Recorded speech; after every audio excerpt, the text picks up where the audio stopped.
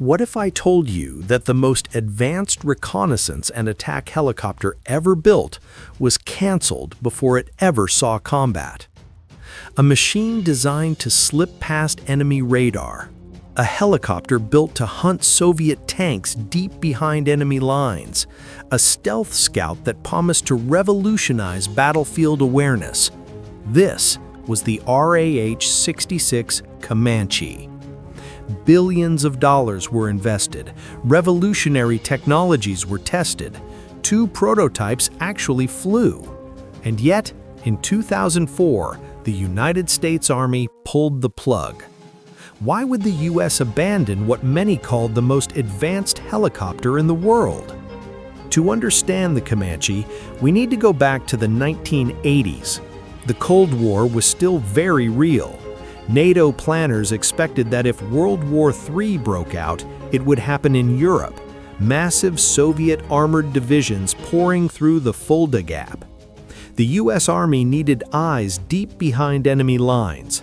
The mission was clear: penetrate Soviet air defenses, locate armored formations, transmit targeting data, survive long enough to escape. Existing helicopters like the AH-64 Kiowa were aging and vulnerable. The Army wanted something radically different. They wanted stealth. Thus, the light helicopter experimental program evolved into what would become the RAH-66 Comanche. The goal wasn't just a better scout helicopter. It was a stealth reconnaissance platform capable of operating inside the most dangerous air defense networks on Earth. The Comanche wasn't just advanced, it was revolutionary. Stealth geometry. Unlike conventional helicopters, the Comanche featured faceted fuselage surfaces, internal weapon bays, retractable landing gear, shielded exhaust system. Everything about its shape was designed to reduce radar signature. Even the rotor hub was carefully enclosed to minimize radar reflections. Infrared suppression systems reduced heat emissions. The objective? To make it extremely difficult for radar and infrared-guided missiles to detect and lock on. Unlike the Apache, which carries weapons externally, the Comanche stored its weapons internally. This reduced drag and radar cross-section. It could carry Hellfire missiles, Stinger air-to-air missiles, Hydra rockets. For heavier attack missions, stub wings could be added, but that compromised stealth. This dual-role capability would later become part of its identity crisis. The Comanche was one of the first helicopters designed from the ground up around digital integration. It featured fully glass cockpit, advanced sensor fusion, helmet-mounted displays, fly-by-wire flight controls. Instead of analog gauges, pilots interacted with digital displays that fused data from multiple sensors into a single tactical picture. This was decades ahead of its time. In many ways, it resembled a flying F-22, but in helicopter form.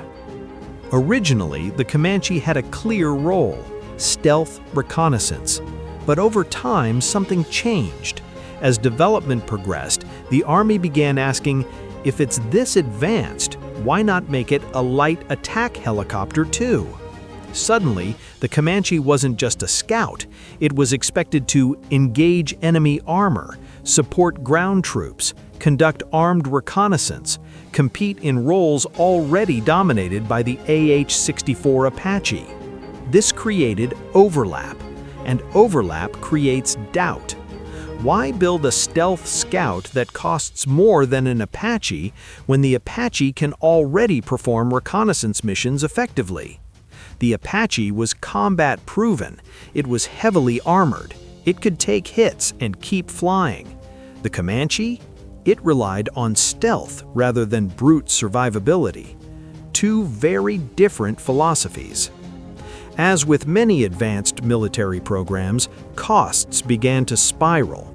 Originally, the Army planned to purchase over 1,200 aircraft, but as development costs increased, procurement numbers dropped.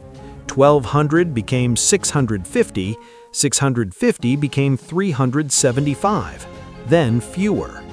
By the early 2000s, the estimated unit cost approached $75 million in today's dollars.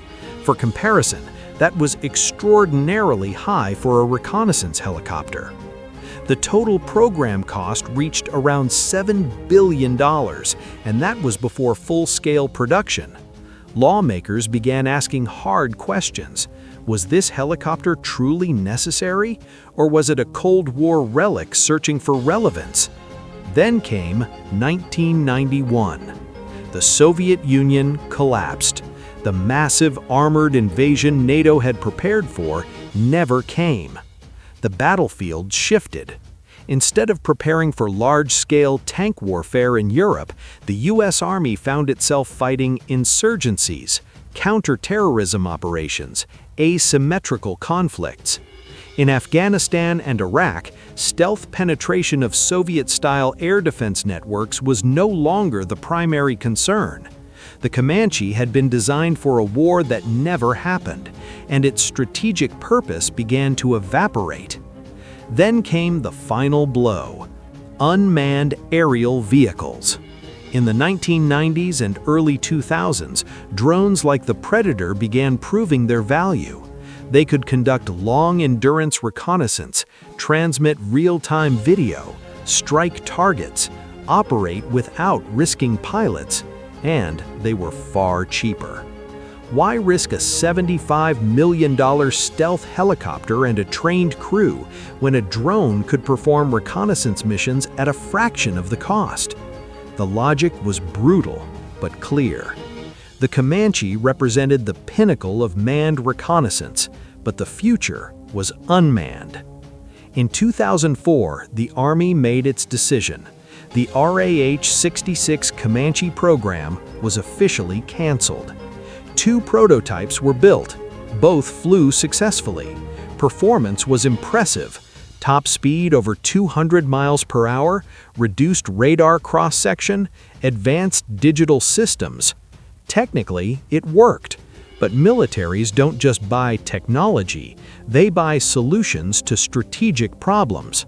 And by 2004, the problem the Comanche was designed to solve no longer existed in the same form. Was it too expensive? Yes. Was it too specialized? Perhaps. Was it simply too early? That's the real question. Even though the Comanche never entered service, it wasn't wasted. The program functioned as a flying laboratory. Technologies developed for the Comanche were later integrated into modern Apache upgrades, digital battlefield networking systems, advanced sensor fusion concepts, helmet display technologies. The Army redirected funding towards upgrading the AH-64 Apache, expanding UAV programs, improving reconnaissance capabilities through drones. In a way, the Comanche helped build the digital battlefield of today. Its DNA lives on. The RAH-66 Comanche represents something fascinating in military history: a weapon system perfectly engineered for a strategic environment that disappeared. It was a Cold War Predator born into a post-Cold War world. It was designed for tank columns and radar grids. Instead, it faced insurgents and improvised explosives. And then came drones, the silent revolution. Had the Cold War continued, the Comanche might have become legendary. Instead, it became a cautionary tale about timing, cost, and technological disruption. The Comanche was not canceled because it failed technically. It was canceled because strategy changed, because budgets tightened, because drones evolved, because war itself evolved. Sometimes the most advanced weapon isn't the one that survives. Sometimes it's the one that teaches the lessons. And in that sense, the RAH-66 Comanche may have been ahead of its time, and ultimately a victim of it. If you enjoy deep military analysis like this, make sure to hit that like button. And don't forget to subscribe to Military Power TV so you don't miss our next video.